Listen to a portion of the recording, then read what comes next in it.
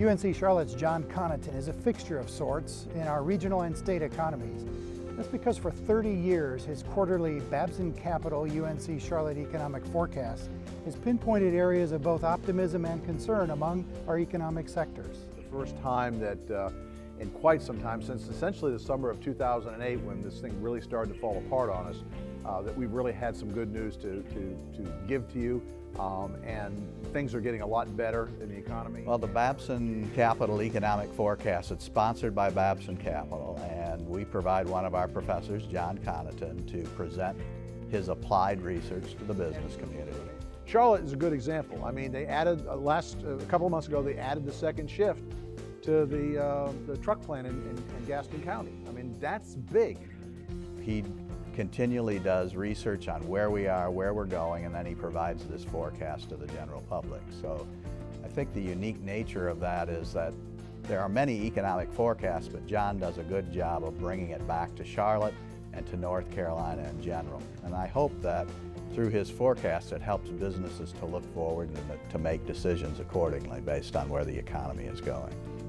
As a businessman in the area, and like all of us, I think what we're trying to do is see around the next corner. And John is probably the expert on the state economy of all sources in the community. He gives you figures that you never knew were really in place. We've gained back almost half the jobs. So he puts a perspective out there for us individuals who have our own little corner of the world that we don't get an opportunity to see unless we go to his sessions. People come typically each quarter to kind of follow the trends and determine what they want to do inside their businesses based on those trends. Staying on top of trends is a must in the business world. We asked John Connaughton to describe some of the trends he's tracked since he started the forecast 30 years ago. When we started this, North Carolina was, I wouldn't say a manufacturing state, it was the manufacturing state.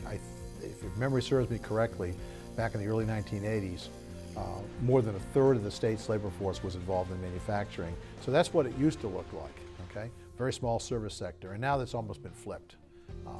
Partly because of what's happened nationally. North Carolina still has a pretty heavy reliance on manufacturing, but it's not a third of the workforce. Okay, it's much, much lower than that now. It's about 12–15%. And today, 40% of the workforce is involved in the service sector. So we've seen a big change in terms of the makeup of the labor force in the state in that 30 years. I think there are two things that have really changed Charlotte in the nation's eyes. Number one was banking deregulation. And at one point in time, Charlotte was headquartered to two of the top 5 banks in the country. And so Charlotte's emergence in the last 15 to 18 years as a banking center has been one of the most dramatic changes. I think a second dramatic change has been Charlotte as a sports town. In 1987, I believe it was, Charlotte became the home to the Charlotte Hornets, the first professional team, and as they say, the rest is sort of history with the Hornets and then also the Panthers that came in 1995 and have really changed the city. The third thing, I guess, that really has changed the city is the airport. And again, just like banking deregulation in the 70s and early 80s led to Charlotte becoming a banking center and one of the few communities that took advantage of that deregulation. Same thing's true with airline deregulation, which also occurred about the same time, late 1970s. As we know, Charlotte now is what, the 7th busiest airport in the nation, and I don't think anybody saw that 30 years ago. A lot of what has occurred in Charlotte and changed the dynamic of Charlotte in the last 30 years is still here going forward. And my guess is we will get through this and Charlotte will continue to be the vibrant city of the Carolinas.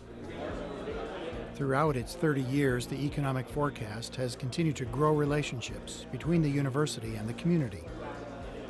Well, it's great to have Babson Capital as a sponsor, and it's a perfect example of how the Belk College partners with industry to provide a product that's a value add for business people in this community. The Belk College wants to do things with the business community. The economic forecast is just another example of some of the secrets that the Belk College has that the business community needs to avail themselves of.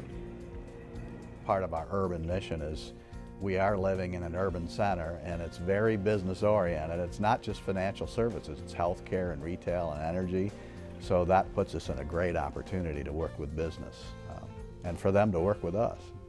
John Connaughton's most recent forecast for Charlotte's economy is positive. Things are better today than they were 3 months ago when we were here. The economy, folks, is getting better. And I suspect that the forecast that we've presented to you today will in fact hold up regardless of what happens with gas prices and what happens in the Middle East and what happens in Europe. I think that the numbers that we're looking at here, potentially another 2 million jobs nationally, another 50,000 jobs in the state over the year, I think these numbers will hold up fairly well. If anything, if gas prices don't rise too high, if we can stop them around $4, when we come back in June, we'll actually have better news for you. All right, thank you very much, and I'll be happy to answer any questions.